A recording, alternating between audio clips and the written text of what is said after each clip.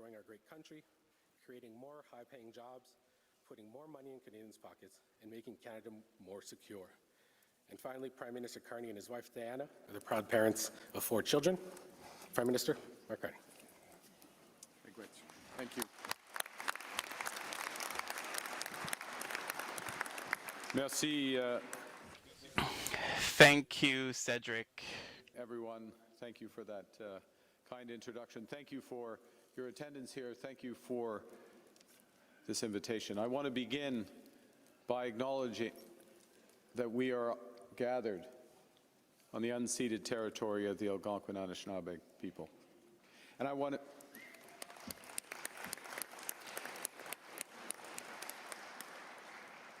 And for those of you who might be watching elsewhere, I want to acknowledge why I acknowledge. This land acknowledgement honors First Nations as the first stewards of this land.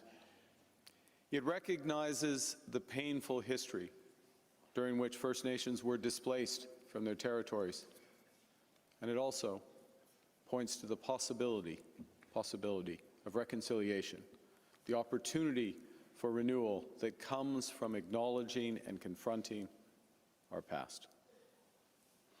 I want to thank all the elders, the drum, and the leaders gathered here today, and those who will gather over the next 2 days. And I want to extend a special thanks to National Chief Woodhouse Nipanak for her invitation and her leadership. I also want to thank the AFN regional chiefs and the entire team at the Assembly of First Nations for bringing us together today, bringing us together this week, and including me in this gathering. Merci à toutes les personnes. Thank you to everyone here for the conversations and for all the work that we can achieve together.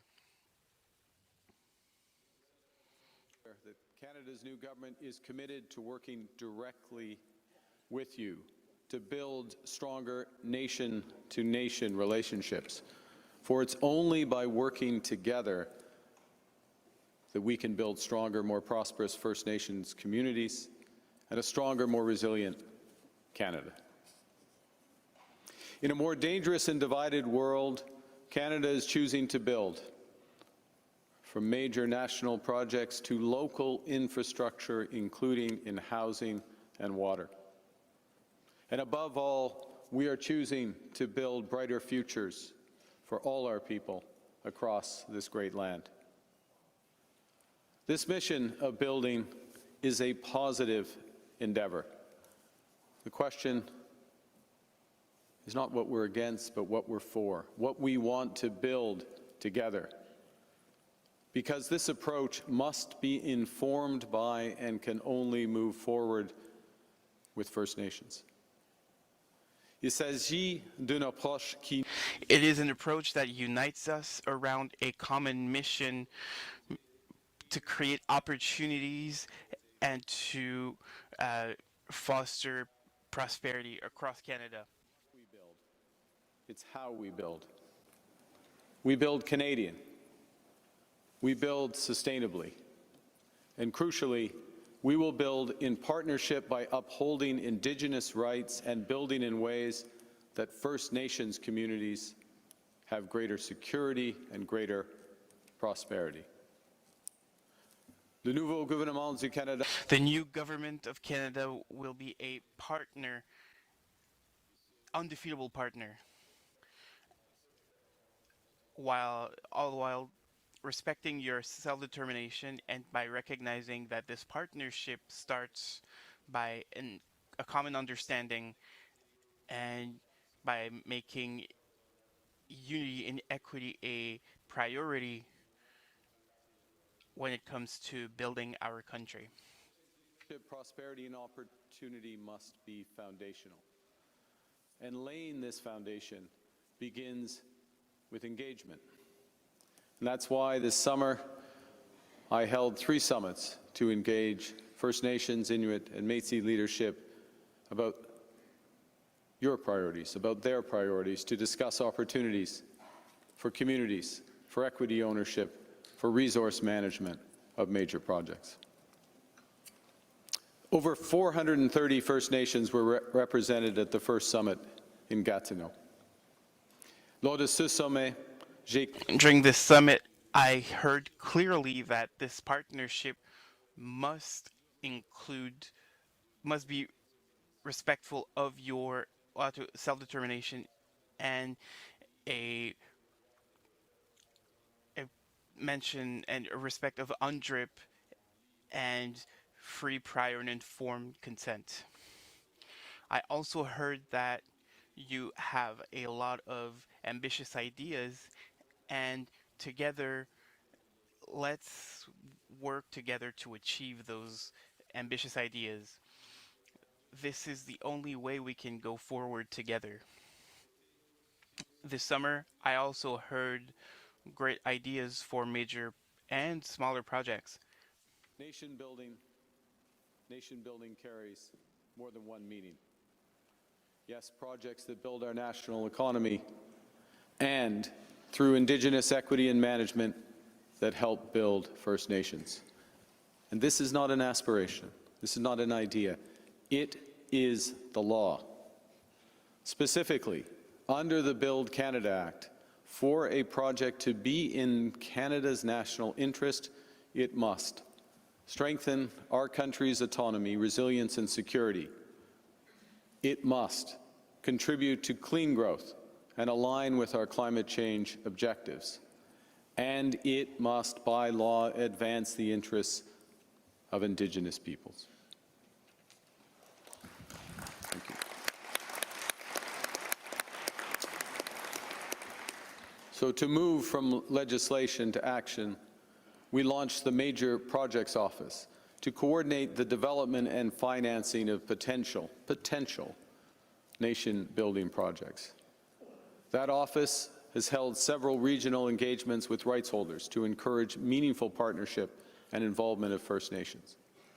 And to ensure that Indigenous participation is embedded throughout this process, we have created the Indigenous Advisory Council. But let me be absolutely clear. None of this engagement counts as consultation. That process of consultation only starts once projects are referred as possibilities to the Major Projects Office. Under the legislation, there must be consultation consistent with free, prior, and informed consent before a project can be designated in Canada's national interest, and none have been so far. But even once one is designated, even once that happens, there must be additional consultations on the conditions necessary for that project to succeed. And these conditions, these issues would naturally include requirements for Indigenous ownership, Indigenous economic benefits, and environmental protections.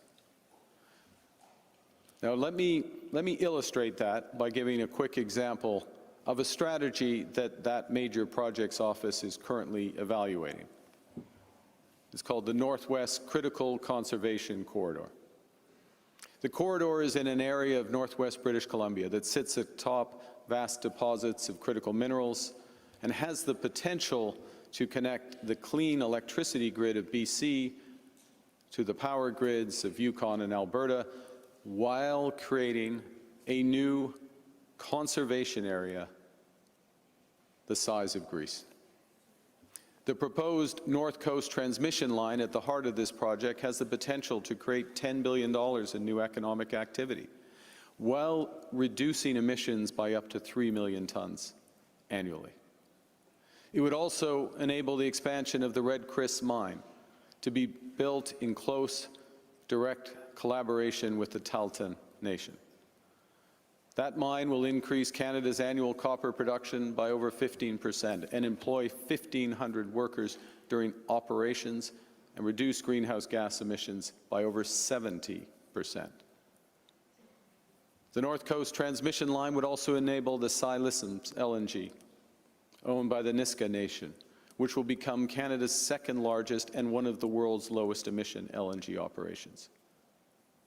In the coming months, through consultations with First Nations and on the advice of the Major Projects Office, we'll determine whether to formally designate these projects as being in the national interest, and if so, following further consultations, set the relevant conditions for these projects to proceed. Les projets comme celui-ci créeront Projects like these ones will bring us prosperity to the communities, to First Nation communities. To be a reliable partner to First Nations goes more than respecting the consultation. It also necessitates creation of jobs for First Nations by participating and collaborating. These projects can create a renewable source of revenue, a source of which is necessarily for your work. And lead major projects. Our government has doubled the Indigenous Loan Guarantee Program to $10 billion. Nous avons prévu $40 millions pour la participation. We participated $40 million for the nation building. It is a direct funding to your communities so that you can contribute to determine what we can build together. As we build our nations, we must build strong communities.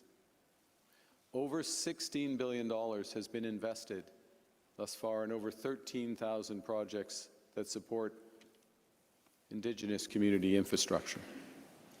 Infrastructure that's central to the strength of those communities. Many aspects of this, I would like to focus today on two areas: housing and water. We've just created a new agency, Build Canada Homes, which will partner with First Nations and other orders of government to supercharge housing construction, using new factory technologies that cut building times by 50%, reduce costs by 20%, and lower emissions by 20%. Build Canada Homes will directly engage with First Nations to build affordable housing with a focus on Indigenous-led solutions, financial support, and those innovative construction methods. It's our vision that Build Canada Homes will incorporate Indigenous housing providers' knowledge and their leadership in these housing projects. Furthermore, I asked ISK's minister to work with you all over the next year to find a better way to answer your needs when it comes to housing, especially on reserve land. We need to work so that the CMHC can be to answer properly to the needs of the communities where First Nation families live, and to support the around 2/3 of First Nations peoples that live off reserve. We have committed $2.8 billion in Budget 2025 for off-reserve, urban, rural, and northern Indigenous housing. And we confirm $1.7 billion to build on-reserve housing. The gouvernement collaborera avec... Government will work with leaders here today to draft solutions, affordable solutions to answer the needs of First Nations in regards to housing. Core missions of our government. That's why we're making a generational investment overall of $13 billion in housing through Build Canada Homes. And this is on top of the funding, $5 billion since 2016, invested directly in on-reserve housing. We're also moving forward with the essential work of building infrastructure on reserve, beginning with recognizing, as we all do, that clean water is foundational. Over the last decade, 85% of drinking water advisories on reserve have been lifted through investments of over $7 billion since 2016. Our government is committed to ending the remaining 38 advisories, and we've allocated in this budget an additional $2.3 billion for that purpose.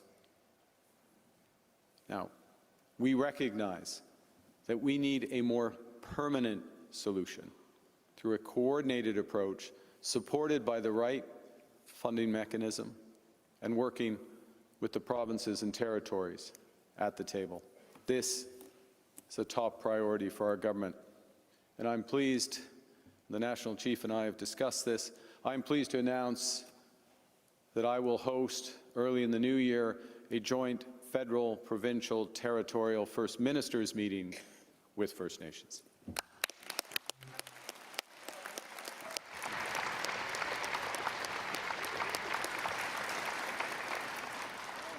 And you will set the agenda.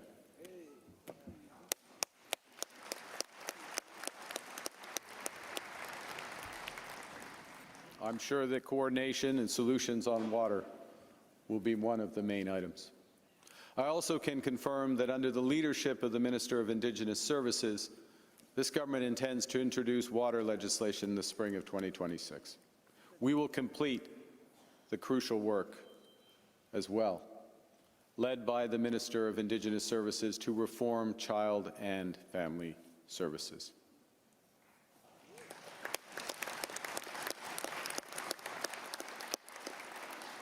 This will help ensure the First Nations children grow up safe, secure, deeply connected to their families, their culture, their language. Our approach to child welfare will be First Nations-led, community-led, and it will be supported by significant additional funding. Now let me move towards a conclusion. That's a euphemism. I'm not quite ready to conclude, but I'm moving towards. Because I want to say a few words about a fundamental issue in relationships, which is trust. Because building together, you can only build together with trust. And I recognize that trust is never a given. It can only be earned, and it's earned through sustained action over time. Trust grows through partnership. Il faut donc collaborer de manière We need to work together and transparently with First Nation leaders, all the while we build infrastructures aiming to transform our economies. by openness. I will always be straight about the challenges we face and the choices we must take together. And while our government has just undertaken a rigorous spending review in advance of the budget, we protected the essential programs of Indigenous Services Canada and the work of Crown Indigenous Relations. Core services such as healthcare, community safety, child and family services, education, and mental wellness, all of these will continue to progress. This builds on the over 400% increase in investments in Indigenous communities over the past decade. It also means that we recognize, that while outcomes have in many cases improved, there has not been as much progress as any of us would want, and certainly not enough progress, especially for the children who deserve it the most. So we will work together to better focus, appropriately scale and optimize these investments to maximize their impact. And that should mean more First Nations-led solutions, greater funding directly to rights holders with better measurement of outcomes. And finally, trust requires listening, even when the truth is difficult to hear. Canada's new government is moving forward on the Truth and Reconciliation Commission's calls for action. We are advancing the calls for justice from the National Inquiry into Missing and Murdered Indigenous Women and Girls. Nous mettons en œuvre la... We're putting forward the United Nations, the UNDRIP, with the help of First Nations. With an image, one illustration of how central I see us making reconciliation to our government's mandate. One of the first things I did when I came into office was to borrow a painting in the National Gallery by a First Nations artist, and it's installed just outside the Cabinet Room in Parliament. It's called A Brief History of Northwest Coast Design by Luke Parnell, and it depicts a part of our history through 11 wooden panels with images inspired by the designs on bentwood boxes and feast bowls. The first few of these panels burst with vibrant colors. And then, with colonial contact, those colors fade, till the middle ones become smothered in white paint, a culture literally whitewashed. The final panels resemble the original glory, with images that, although marked by what has been endured, are renewed and resurgent. This painting, to me, captures both the pain of suppression and the possibility of reconciliation. Cette possibilité repose sur la vérité. Truth is at the basis of justice. Reconciliation is a task that must be lived and practiced every single day.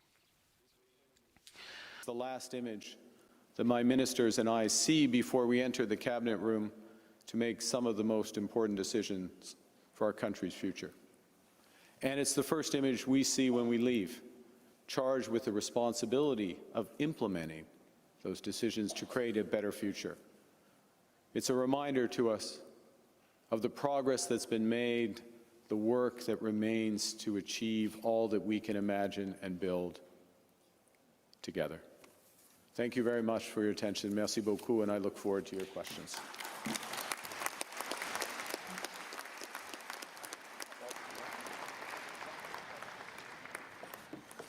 Lawlin, Prime Minister Carney.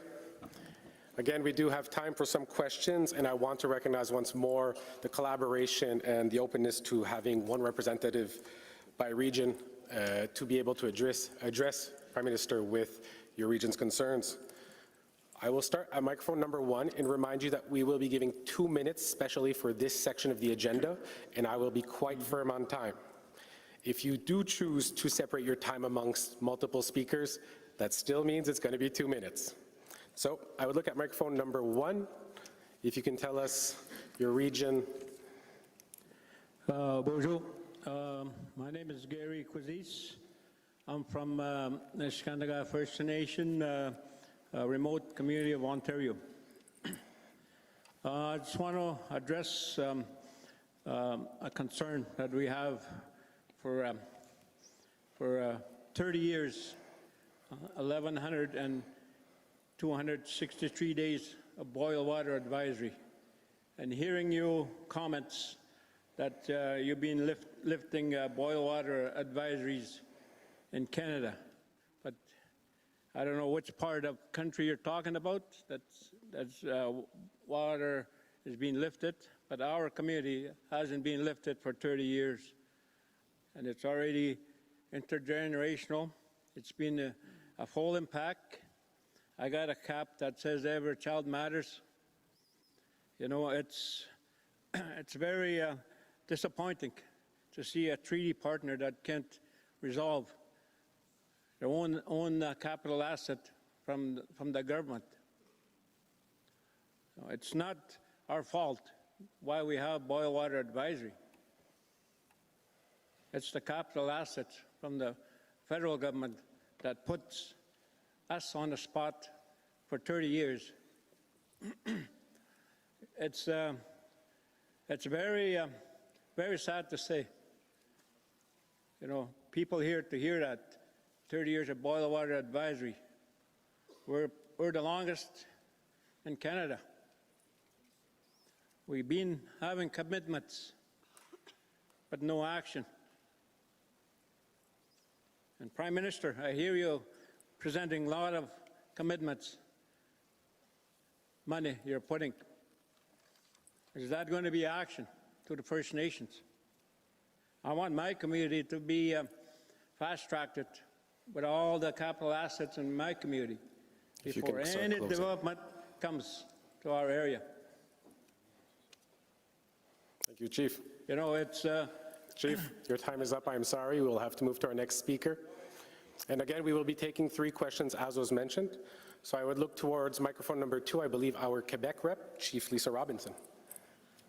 Quay, and I will be sharing my time with Grand Chief Cody Diabo from Kahnawake. Quay, Prime Minister Carney, chiefs, elders, and all the leaders. Today I'm here to speak as the Chief of Wolf Lake, a nation that is recognized by Canada, but treated as though we do not exist on our own land. This contradiction was created by Canada and is in Canada's complete power to fix. Prime Minister, in your fall budget, you made strong commitments, cutting red tape, restoring institutional justice, credibility, accelerating land-related processes, and reducing federal liability. Wolf Lake is the textbook example of where federal red tape has caused institutional failure. Canada is able to streamline processes for huge multi-million-dollar, billion-dollar projects, some of the most complex processes in this country. Yet, reserve creation for a single nation is stuck in 1980s-era bureaucracy. Canada's delays continue to punish Wolf Lake, while federal fiscal, legal, and moral risk continue to grow. You have spoken about rebuilding institutional trust, but if Canada cannot complete the land base of a First Nation that it already recognizes, what does that say about the integrity of the system? Final 20 seconds, Chief Robinson. 20 seconds, oh my goodness. So our ask is simple, that your office directs departments to elevate, prioritize, and resolve the land issue for the people of Wolf Lake, and to ensure that equitable funding is made for us, that we are not punished further by Canada's delays. Prime Minister, if Canada can cut red tape for multi-billion-dollar projects, it can cut the process and the red tape for a First Nation that has waited long enough. Miigwech. Thank you, Chief Robinson. I will now move to microphone 1. I see we have Regional Chief Cameron for the Saskatchewan region. Yeah, thank you. My name is Bobby Cameron. I come from the Treaty 6 territory, Witchkin Lake First Nation. Just going to get right into it. Prime Minister Carney, in 1930, the government of the day transferred natural resources to the provincial governments. This led to tens of billions of dollars being lost for First Nations. Tens of billions of dollars. The solution is right there with Bill C-5. When we talk about inclusion, when we talk about honoring and respecting and implementing inherent and treaty rights holders. Prime Minister Carney, we invite you to our regions to come and listen and learn from our knowledge keepers, to our chiefs, our youth councils, our women councils, our two-spirit councils. We have our FSI Chiefs Assembly March 18th, 19th. We invite you. As First Nation people here in this room and right across Canada, we're kind people, we're humble people. We just want the best life for our little ones, like anybody else. We want to say, lastly, the NRTA has to be revised, the Bill C-5, full inclusion. Earlier you said, thank you for including us in the meeting. We can't wait for the day when we say thank you for including all First Nations with resource development, where we can build housing, infrastructure, detox and wellness centers. The list goes on and on as a few examples. It's an honor to say a few words. It's an honor to have you here, Prime Minister Carney. We acknowledge you, we respect you. Vice Chief Smythe Tassani is up there. He'll hand deliver a couple of good letters for you to read. At this time, Chief Kelvin Sanderson.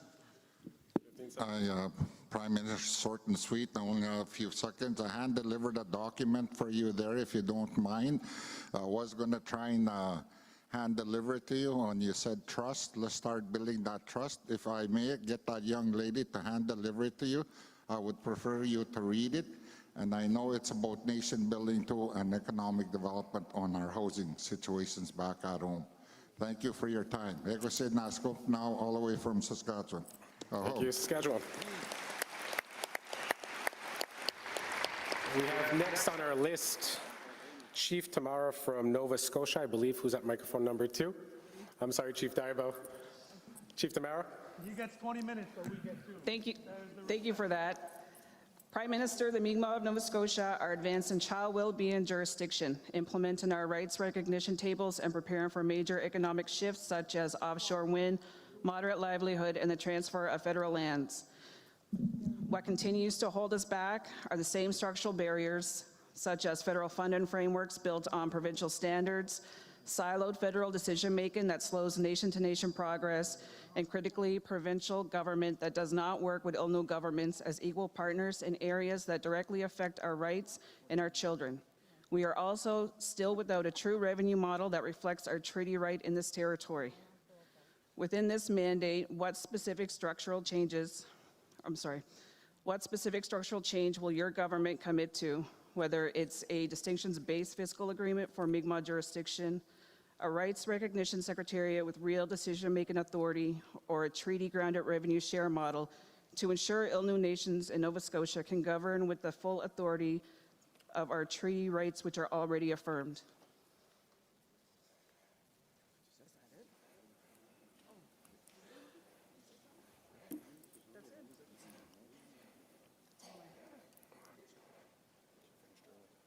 Sorry, that's it. I'm done. Thank you. Microphone number 2.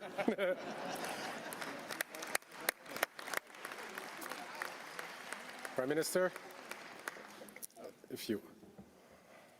First off, thank you for the interventions. Thank you for the letters, and obviously send others in, and we'll respond. You know, I listened to Chief Gary from the Nishka in Ontario, who is one of the 38 jurisdictions, and has been for 30 years, where boiled water advisories have not been lifted, not one of the 149 where they have been lifted. And that's a failure, to be absolutely clear. You know it's a failure. You've lived through it most of your adult life. It's a failure of execution, and this is one of the things that this government is very focused on, is setting objectives, being clear about the objectives, determining why things have not worked as well as they should. Given the investments that have been made, at least in terms of overall amounts of money, and given justice, all of these should have been lifted, but they haven't. So we have to change how we're delivering. We have to change the partnership, which is true in water. It is true in community policing as well. It is true in something as simple. I say it's simple, but it's not delivered. I see you, Chief Lisa Robinson, in the paperwork, the recognition of something as fundamental as the land base. I will follow up directly on this issue, and it's caught in another intervention, which is the federal government working in silos when we should be working together as one, and where we can't work effectively, and even in cases where we can work effectively, that there is the transfer of responsibility to the communities and to First Nations leadership. So if I were to give an overall approach, there's very specific issues that have been raised which need to be followed up and run down. But as an overall point, we are in the process, led by Minister Golmasti, but myself, others in Cabinet, of reviewing how and why we're not as effective as we should be. How we can use key aspects, priorities, water as one example, housing, policing. How we can use that federal-provincial table I mentioned a few moments ago to advance all of this and to move to a model that works just much better, and to hold ourselves to account for the progress or lack thereof. So it's, I would say one other thing, just in terms of the NRTA and the ability on Natural Resource Transfer Act, we are somewhat, well, ultimately we are totally guided by the courts and the court's decisions here. We have the ability, and we will move with this, we have the ability to ensure that the revenue sharing mechanisms from the provinces are much more equitable as we move forward. Last point I'm just going to make, just to loop back to Chief Robinson's powerful point, which is, yes, if we can be more efficient on big things, we should be even more efficient on small things. And there is a Department of Government Transformation. We've reformed one of our core departments. Minister Lightbound is in charge of that. And that's exactly what his mandate is to do across all delivery models. The ones that matter here are the ones that directly affect you. And that does require some pretty radical changes in how government works, which will take a few years, but they will bear fruit, and this will be the true test, because our relationships are the broadest relationships that we have as the federal government with any group of people who live on in Canada. Sorry, thanks. Prime Minister. And again, with the time, I just want to say we probably won't be able to get to everyone who are at the microphones. We're going to try to have some representativity from around the Third Island. So I'd look towards our next speaker at microphone number 1, Chief Muñoz. Thank you. Thank you very much, Prime Minister. I'm going to ask him for the acknowledgement of the land, but we also would like to have acknowledgement of our sovereignty and our governance as well as our treaty. Canada's relationship with our nation is founded on sacred treaties. These are not historical artifacts. They are living, binding agreements between sovereign nations. When I first met you as Prime Minister, I presented you with a treaty medallion to remind you of the sacred covenant and Canada's ongoing responsibilities to our people. The Manitoba Chiefs maintain that the standards of consultation, accommodation, and consent affirmed in Canadian law and international remain fully in force. Regardless of the federal government's plan to fast-track so-called projects of national interest, treaty rights cannot be suspended for convenience or economic expediency. Why is Manitoba sovereign nations who are the rights holders excluded from the National Advisory Committee? Under the Indian Act, the second-generation cutoff strips status Indians benefits and treaty entitlements from many of our descendants through no fault of their own. This is a colonial policy that continues to fracture families and erode our nations. How will your government ensure that the consultation and accommodation, consent, and the benefits arising from our treaties apply not only to these recognized rights holders, but also those unfairly excluded by the Indian Act, that the inherent and treaty rights of all our future generations are protected? Let me be clear. Consultation and accommodation do not constitute consent. Our nations in Manitoba retain their internal right to free, prior, informed consent. Anything about us without us will not work. Our traditional territories must be respected as priority jurisdictions. They cannot be and must not be treated as secondary to the interests of non-First Nation governments, such as provinces, corporations, or entities. The honor of the Crown demands no less. Mr. Prime Minister, I look forward to your response. Thank you very much for listening to me.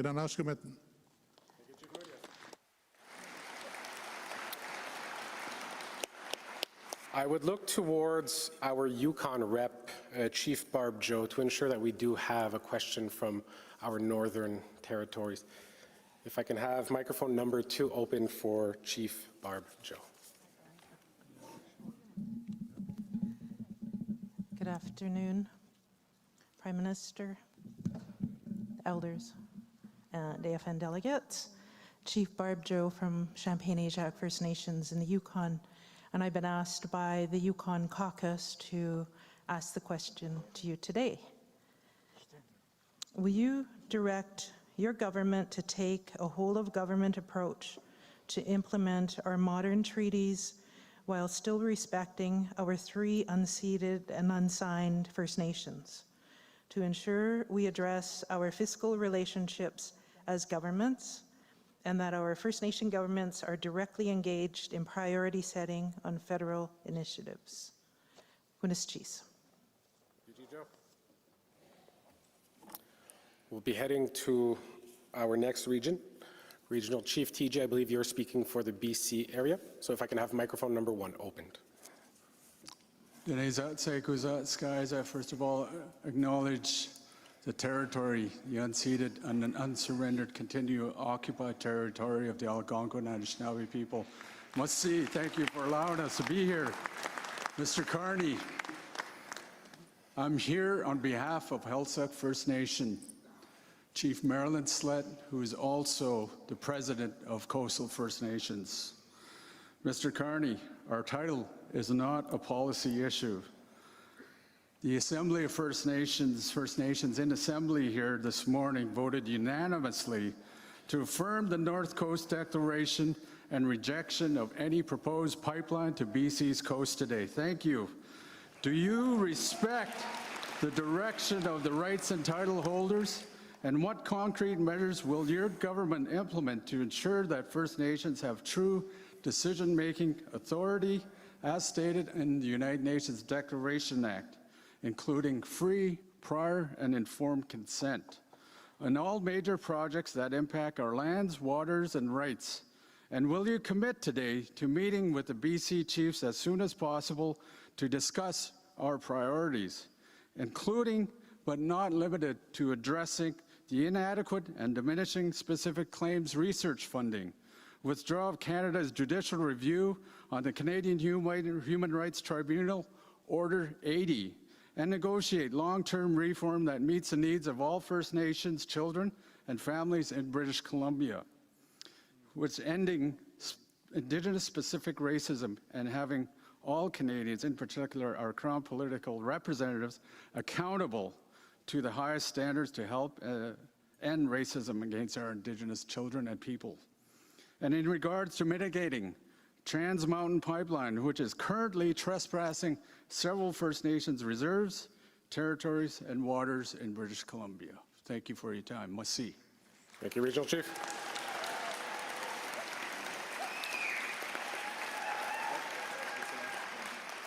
So again, Prime Minister Carney, maybe for response to those questions and I think closing comments. Thank you very much, Cedric. Thank you again for those questions and interventions. Let me make a distinction with respect to the first question on quote fast-tracking approvals. There are things for which the federal government has responsibility around, for example, environmental approvals if something's related to an interprovincial, for example, I gave the reference of the Northwest Critical Conservation Corridor, interties between the system, the clean grid of BC and Yukon and Alberta. Federal government legally has the responsibility to make those approvals. That is part of them, and those are speed with which we make those approvals and the coordination with which we make those approvals is something that we can help determine. In other words, if we ask for a bunch of information, do we ask for it by 5 different departments? That's what happens now. And the departments go one after the other, after the other, after the other, and next thing you know, the project, our side of the project approval takes 10 years. That is distinct from the process of free, prior, and informed consent. That is distinct. That's just one part of what's necessary in order for a project to happen. I use this phrase, necessary but not sufficient. It's important. It means something is necessary, but it doesn't decide what actually happens because everything has to be lined up in order for things to move forward. And that goes to the point I made earlier, and I'd like to stress, the question is, what are we for? What do we want to do together? There are certain projects that are First Nations led. which creates obviously tremendous opportunity for things to get done. It doesn't decide it in and of itself. It has to have environmental assessments, other elements. But what do we want to do together, and how do we move forward on that? On the question from Yukon and the whole of government approach, I mean, the answer is yes, in terms of that approach. And then in terms of, on behalf of the Chief, if I understood correctly, speaking, coastal First Nations. The process of having that meeting has already begun. The request has already been made by my office, so I look forward to that meeting at the earliest opportunity. And there are and I absolutely recognize and respect that there are a broad range of issues to be discussed. I'll say one last thing, if I may, about the MOU with Alberta, between the federal government and Alberta. It is about a large number of things that are with respect to Alberta.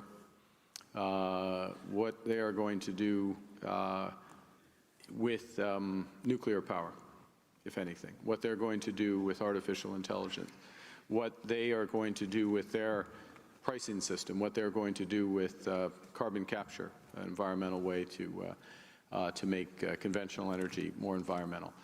So there's a huge element there in the relationship, which is between the federal government and Alberta.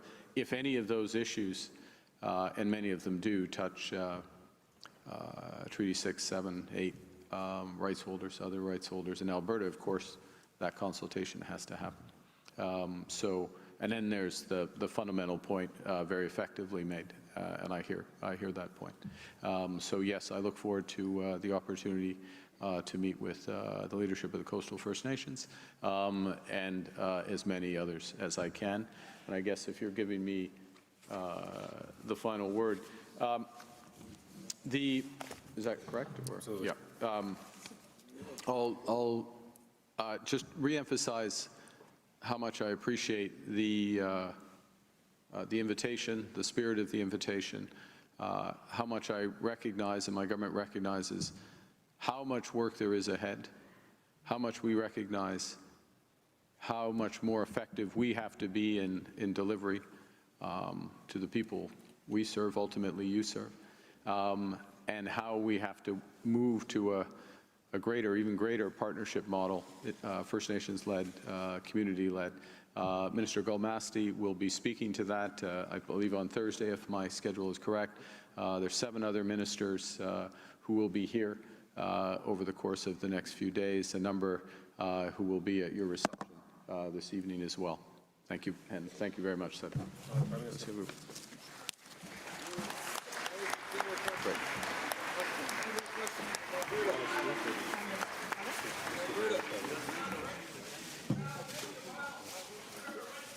I understand that many people feel like, I know that the AFN had spoken about, for those who had prepared questions, we were going to be able to have them compiled. And I know that many regions couldn't speak, but these are the rules and these are the things with the times that we had. I understand. And again, I believe this shows the importance to our Prime Minister.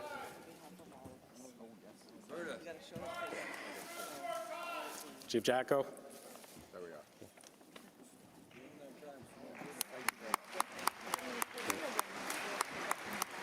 And again, I think this highlights the need maybe for a longer presence next time. Chief Jacko, please. Chief Jacko, please. We understand.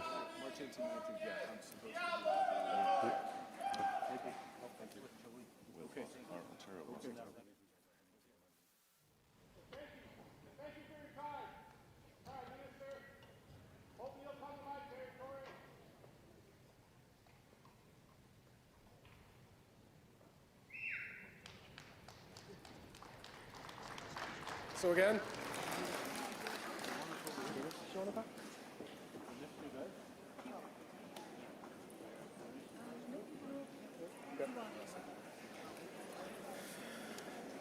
all right, so thank you all for your collaboration in that. Just as a few closing points as we head towards the end of our first day.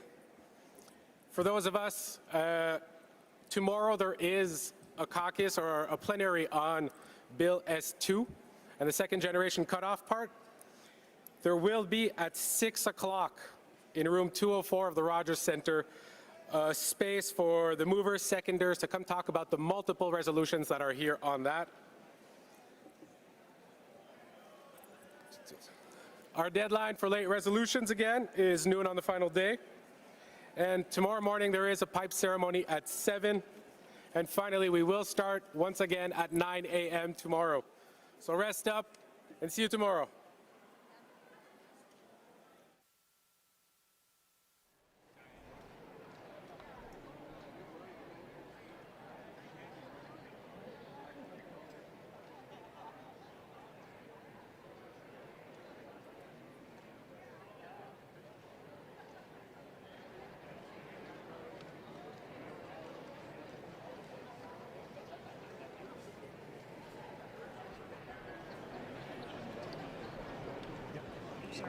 We're not passing.